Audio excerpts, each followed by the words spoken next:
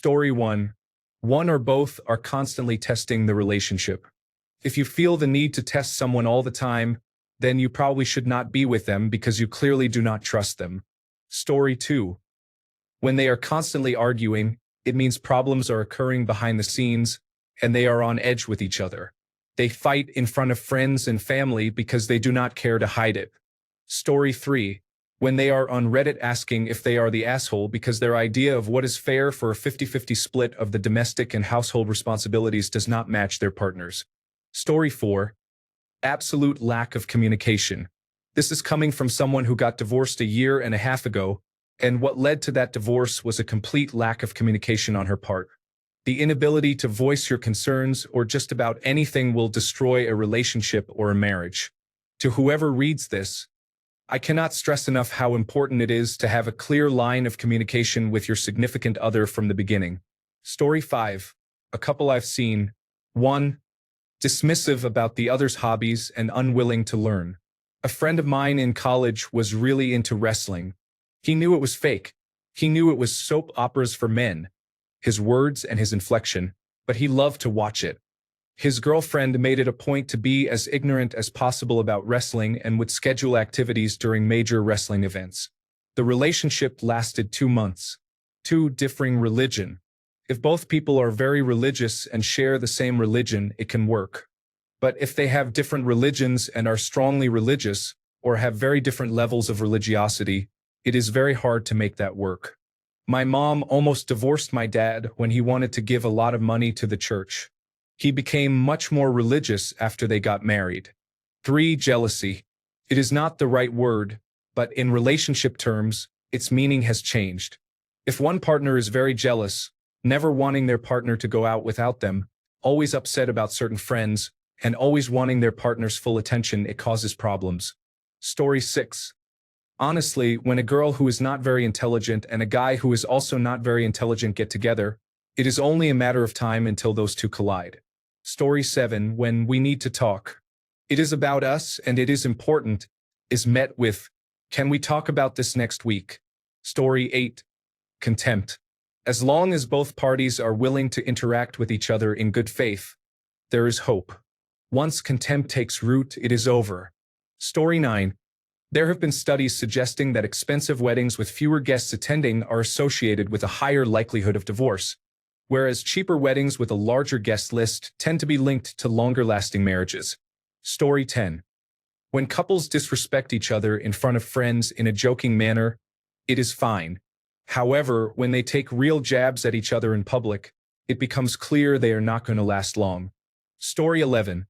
John Gottman, a leading relationship researcher, found that the 4 horsemen, criticism, contempt, defensiveness, and stonewalling, are strong predictors of divorce.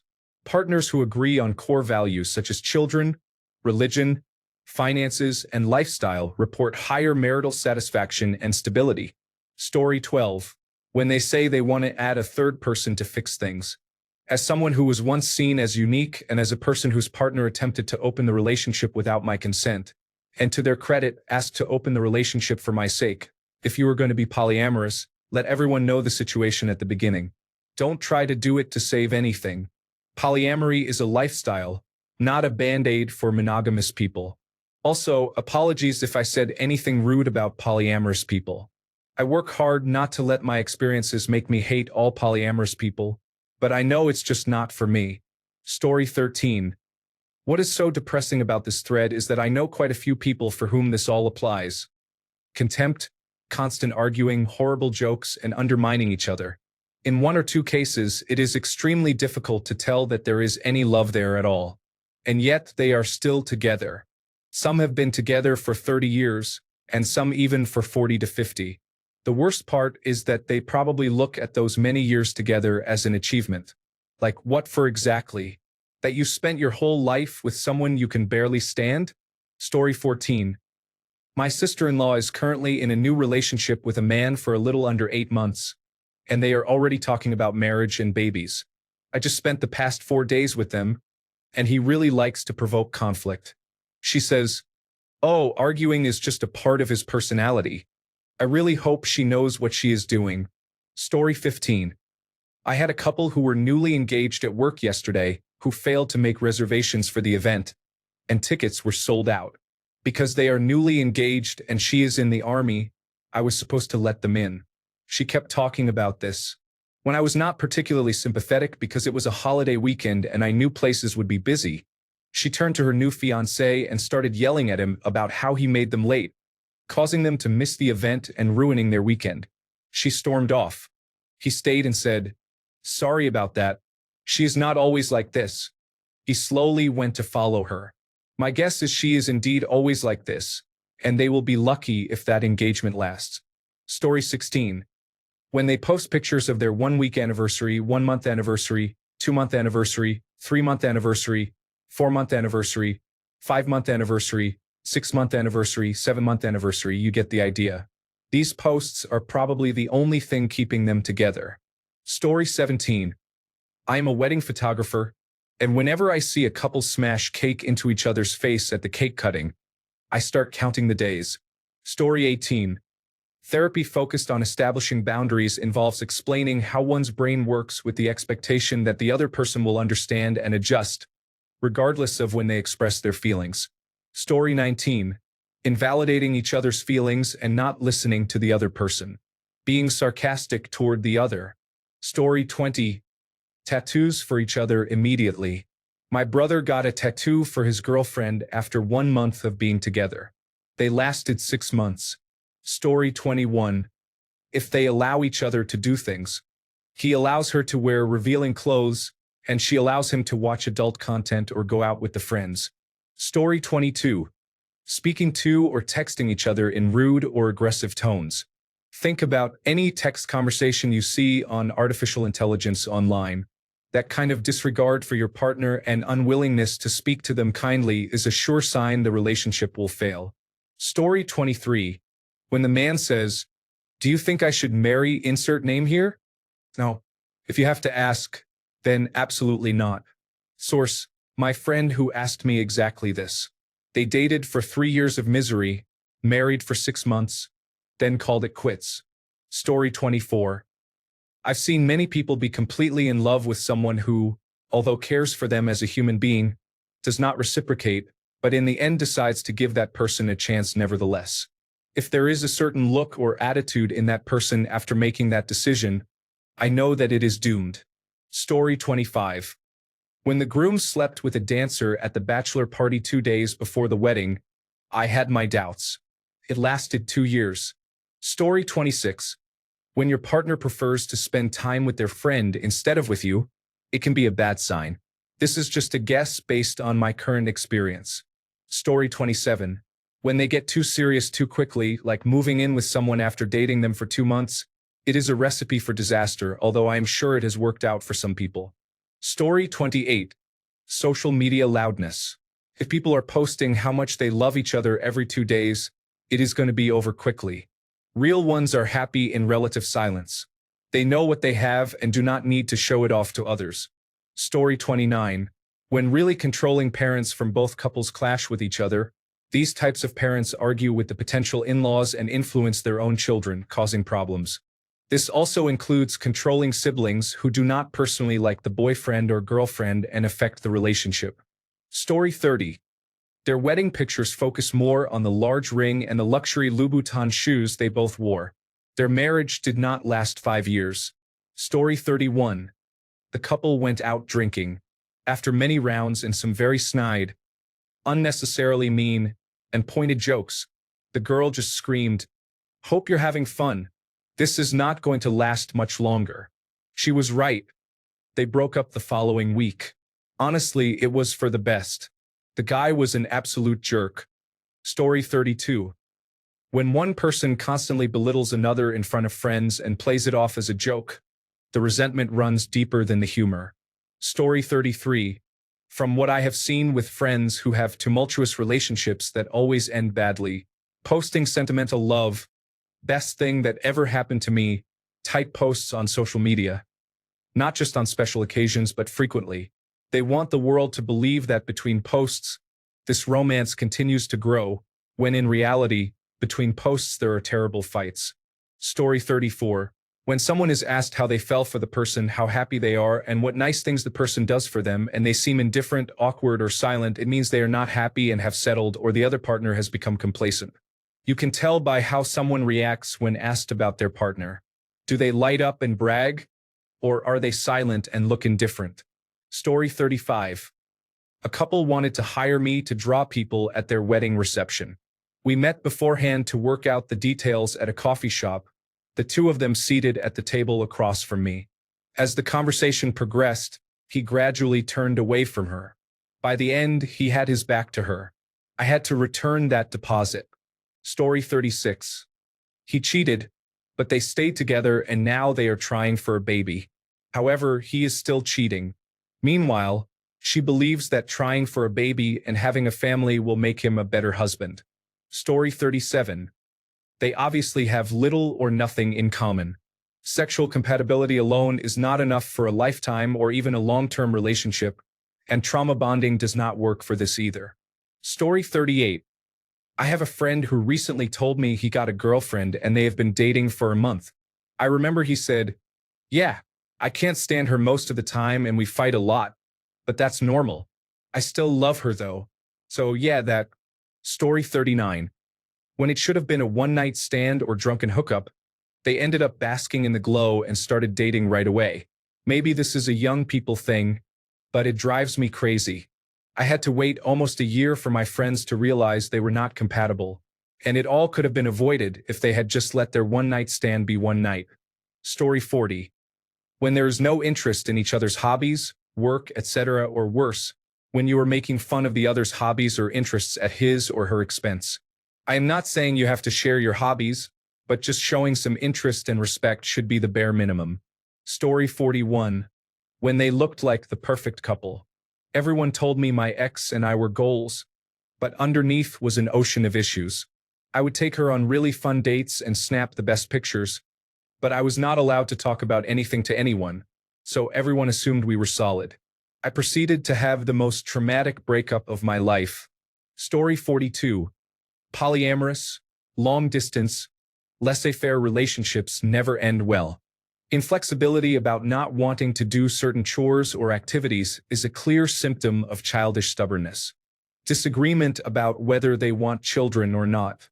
It is surprising how many adults date someone who wants the opposite. Hiding or simply not mentioning the relationship to others means they do not want people to know they are with you. Consistently prioritizing other things over each other. Life often gets in the way, but it should not interfere all the time. Princess treatment girl or traditional values. Guy indicates a desire for dominance over you, always needing to do something fun. If you cannot enjoy a dull, quiet day together, you will not enjoy most of your relationship. Small, seemingly harmless lies from the start create a snowball effect, and they will soon lie about everything. Story 43. When people want different things in the long run, it is difficult for them to stay together. I do not understand how couples manage when one person wants marriage and children, and the other is undecided or not interested. Why bother dating in that case? Story 44. My friend is consistently posting stories shaming her husband. She posts on Instagram and TikTok about how hard it could be to change the toilet paper roll since her husband does not, how she just got home from work and there are dirty dishes in the sink, and so on. When he actually does something, she posts that too, saying, "Oh, look what my husband finally did for once." I would not be surprised if they get a divorce soon. Story 45. Constant micro-tracking of expenses. I understand taking turns paying for items or doing whatever makes sense for everyone's financial situation. But do you need to send money to each other for a Gatorade or half a bag of chips you share? Story 46. Speed. That is to say, how fast before they first met are they declaring undying love for each other publicly? Are they each other's person after 2 weeks? Soulmates after a month? Those relationships are doomed. Story 47. I have experienced every one of these situations and am still married after 23 years. I should have left 23 years ago, but I could not leave her alone in this country while she was pregnant with our child. 1 year became another and another, and before I knew it, it had been 23 miserable years.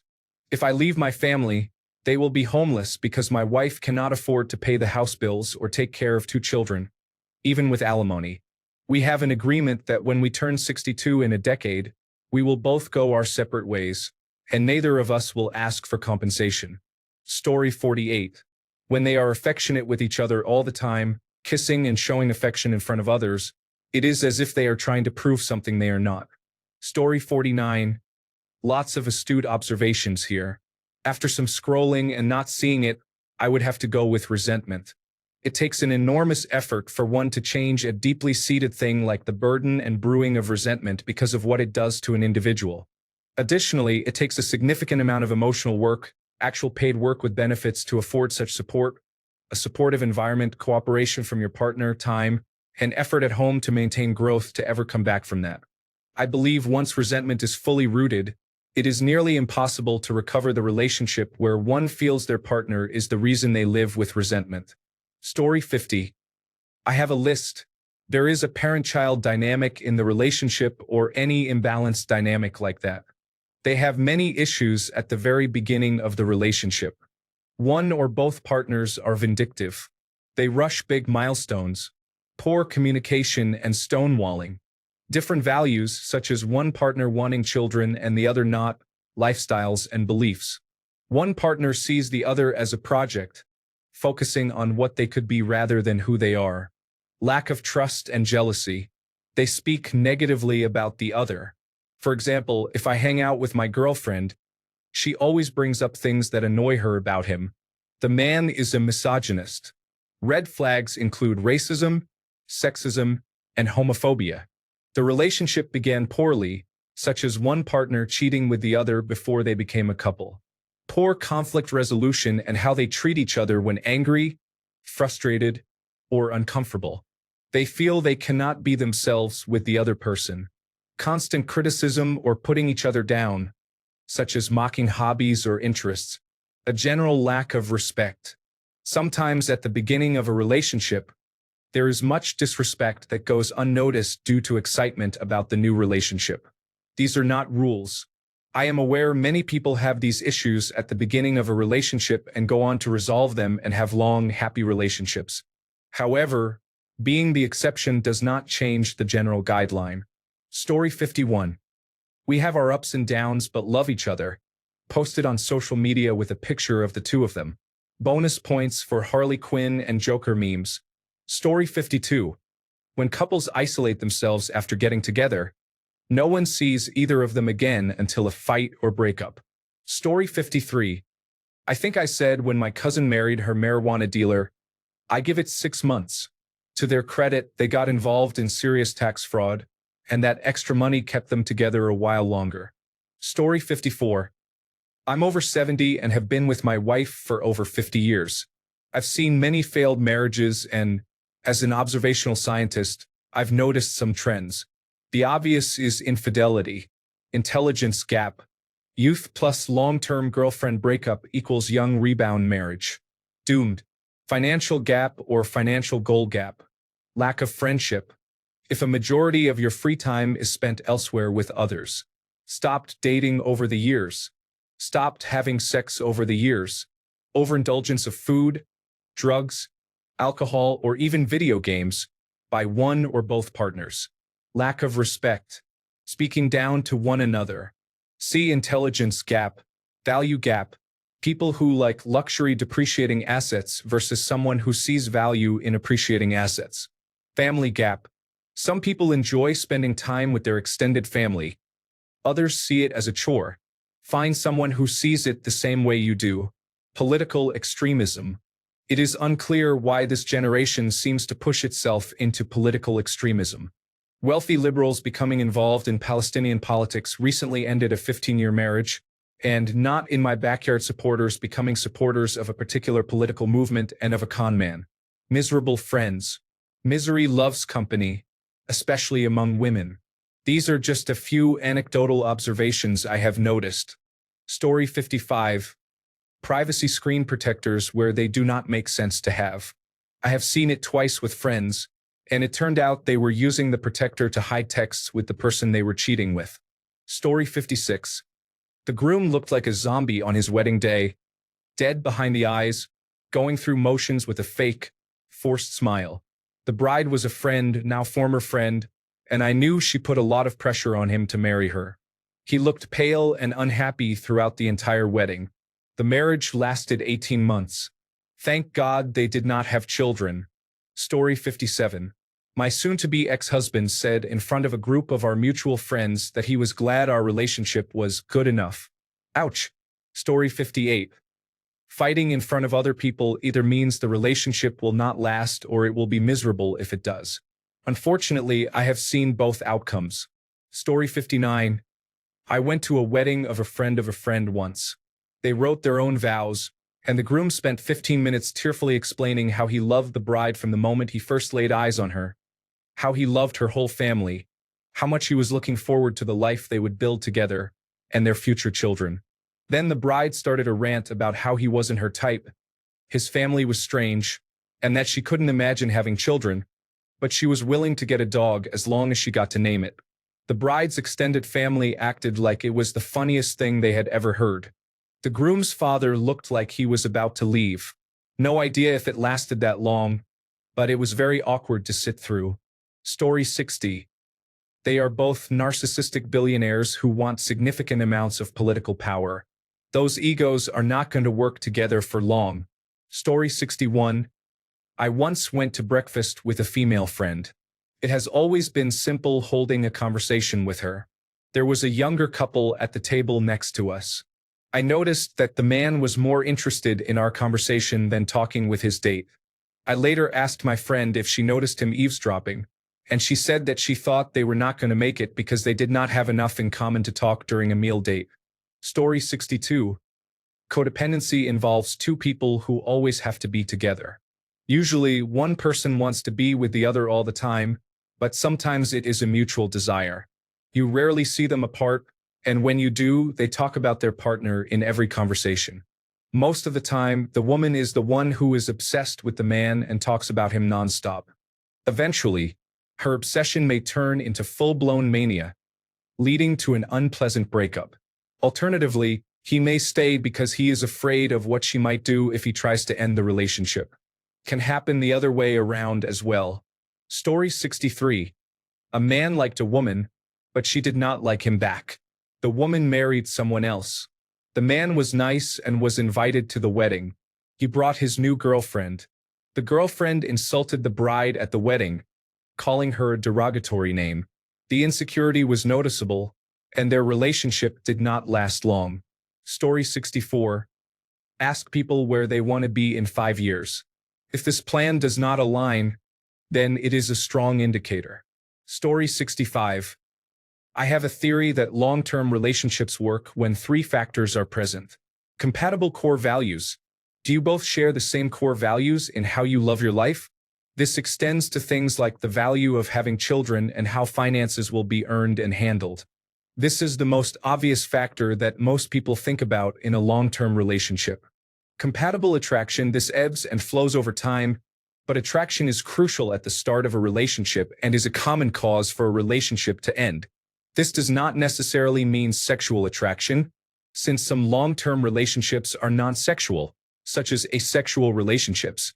Compatible coping mechanisms. This is my only novel insight. I believe that we all have coping mechanisms, which I define as how we behave when we feel hurt by someone. When I see a couple demonstrate incompatible coping mechanisms, I know they are not going to last, or at least it will not be a healthy relationship. For example, if a woman gets upset and this causes the man to blow up at her, which makes the woman more upset, and then the man gets so mad that he walks out, returning passive-aggressive or silent until the woman apologizes. That cycle represents the interplay of both of their coping mechanisms, and it is unhealthy because it does not result in resolution and a shared path forward to growth. In my view, all healthy relationships must have a pattern where the partners are able to reconnect after an argument.